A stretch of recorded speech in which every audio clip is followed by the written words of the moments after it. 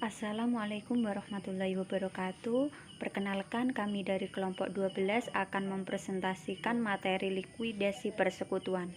Saya yang beranggotakan kelompok kami yaitu Rizka Fatmala Indriani, Dwi Kisari Norita, dan Gusria. Baik, di sini saya akan menjelaskan pengertian dari likuidasi. Menurut BIM 2000 halaman 625, disolusi persekutuan ialah berubahnya hubungan sekutu yang menyebabkan berhentinya persekutuan secara hukum. Dengan disolusi, persekutuan tetap bisa berjalan terus dengan perjanjian baru, atau persekutuan bisa juga berhenti atau bubar secara bisnis. Berhentinya persekutuan secara bisnis disebut juga likuidasi. Kondisi yang mendasari likuidasi yaitu 1. Salah seorang sekutu menghendaki pembubaran. 2. Salah seorang sekutu meninggal dunia dan ahli warisnya tidak menyetujui untuk melanjutkan persekutuan. Yang ketiga, perselisihan intern di antara sekutu. Dan yang terakhir yaitu salah seorang sekutu dinyatakan pailit. Tujuan utama dari likuidasi adalah melakukan pengurusan dan pemberesan atas harta pailit. Proses likuidasi juga mengacu pada Perpu Nomor 1 Tahun 1998 tentang perubahan atas Undang-Undang tentang Kepailitan. Aturan dalam mendistribusikan aktiva dalam likuidasi persekutuan dibuat bertingkat sesuai prioritas yaitu 1. Jumlah yang terhutang kepada negara. 2. Jumlah yang dipinjam dari kreditur yang bukan sekutu. 3. Jumlah yang dipinjam dari sekutu selain untuk modal dan laba. Yang keempat yaitu jumlah yang harus diberikan kepada sekutu sesuai kepemilikannya. Proses likuidasi terdiri dari 3 yaitu 1. Likuidasi secara langsung atau sekaligus, yaitu likuidasi yang dilakukan setelah seluruh aktiva direalisasi. 2. Likuidasi secara bertahap periodik, yaitu proses likuidasi dilakukan secara periodik setelah terjadinya realisasi aktiva non-kas dan mengikuti prosedur likuidasi secara berulang-ulang sampai akhirnya semua perkiraan tidak bersaldo. Yang ketiga yaitu likuidasi secara bertahap dengan program kas, yaitu proses likuidasi dilakukan secara periodik di mana daftar likuidasi yang disusun akan sama dengan likuidasi secara bertahap periodik, tetapi perlu membuat suatu likuidasi persekutuan sederhana. Likuidasi persekutuan sederhana adalah konversi semua aktiva persekutuan menjadi kas dengan satu distribusi kas kepada para sekutu dalam penyelesaian akhir atas permasalahan persekutuan. Mendebet saldo modal dalam persekutuan yang solvent. Likuidasi akan terjadi pada persekutuan yang solvent dan tidak solvent atau insolvent. Persekutuan dianggap tidak solvent apabila aktiva tercatat tidak memadai untuk melunasi kewajiban persekutuan yang ada. Hal ini merupakan pendekatan entitas terhadap masalah insolvensi. Pembayaran terjamin kepada sekutu.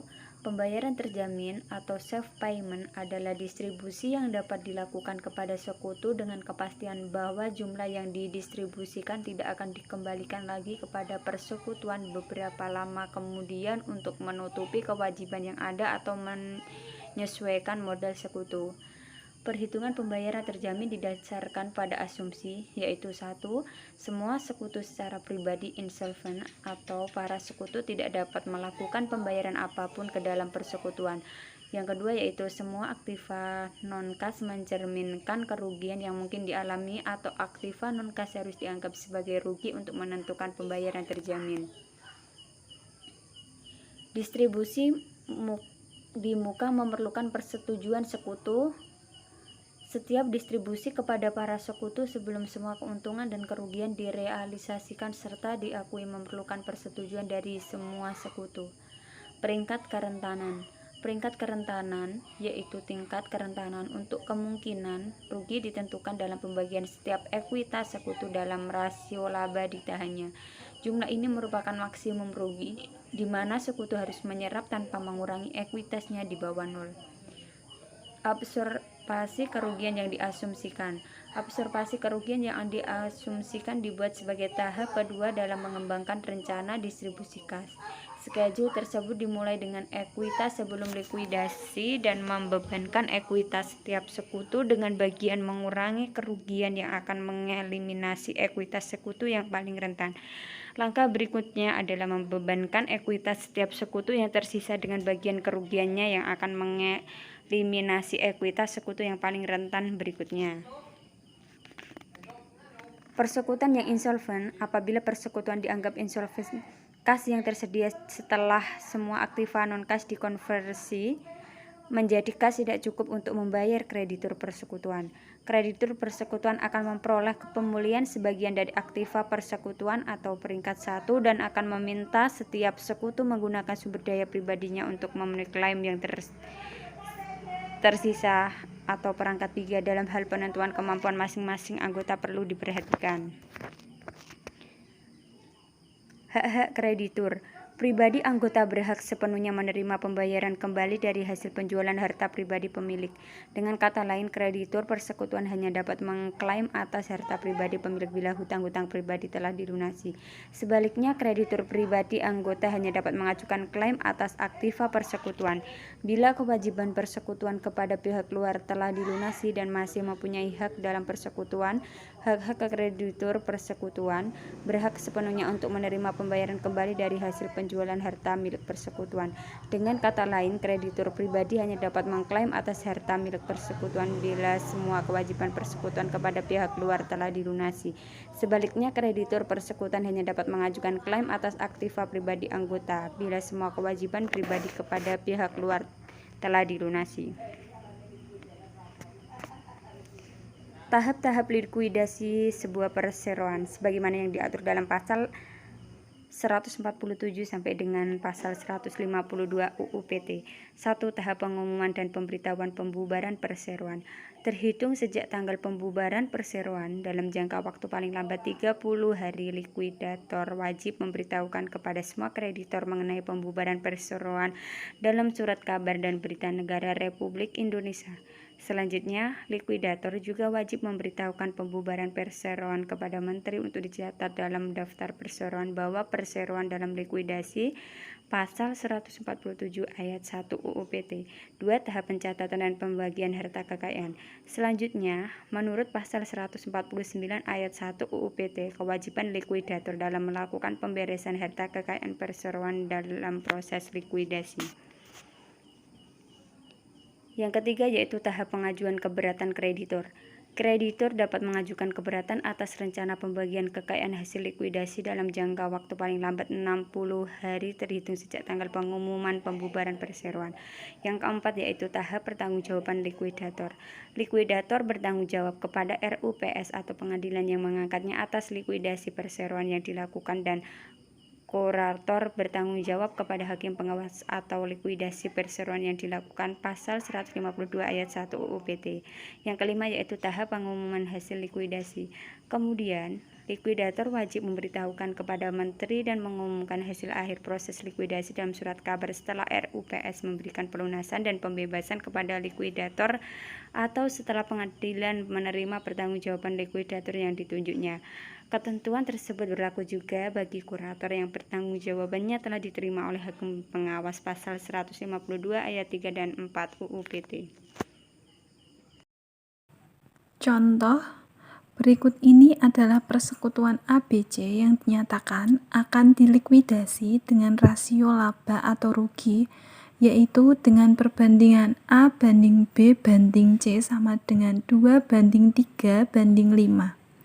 Neraca persekutuan ABC sesaat sebelum dilikuidasi menunjukkan sebagai berikut.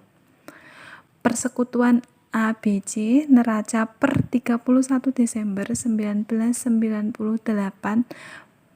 dalam kurung jutaan rupiah.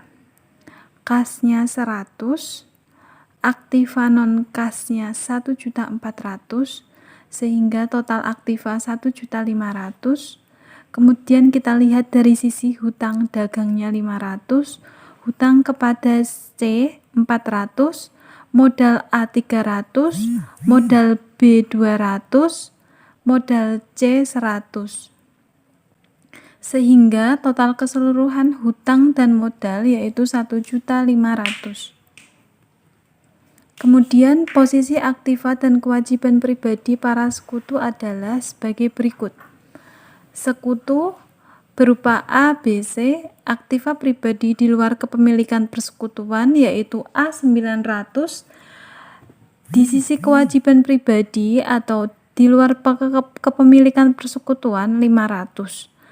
Kemudian sekutu B yaitu aktiva pribadinya 700, kemudian di kewajiban pribadinya sama 700.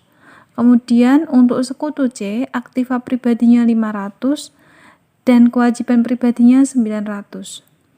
Para sekutu bersepakat untuk melikuidasi persekutuan ABC dengan likuidasi secara langsung karena realisasi seluruh aktiva non-kas dapat dilakukan dengan segera.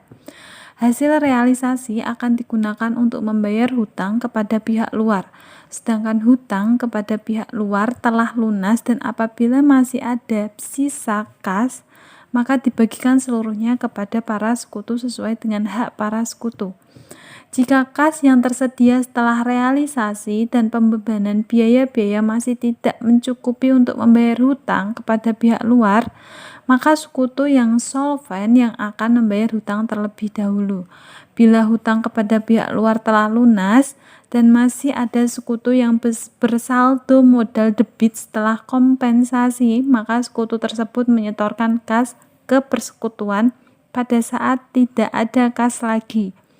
Penyelesaian akhir dilakukan di luar persekutuan untuk sekutu yang defisit tetapi secara pribadi insolven.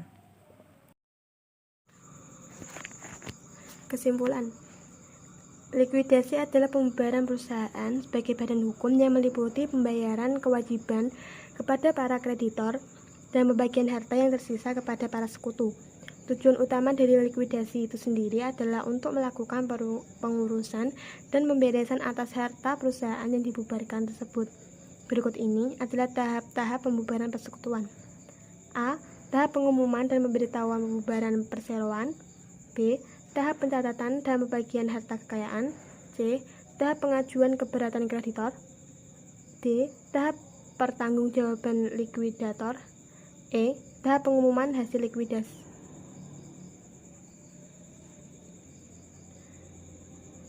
Sekian presentasi dari kelompok kami. Jika ada yang kurang paham, bisa ditanyakan kepada kelompok kami.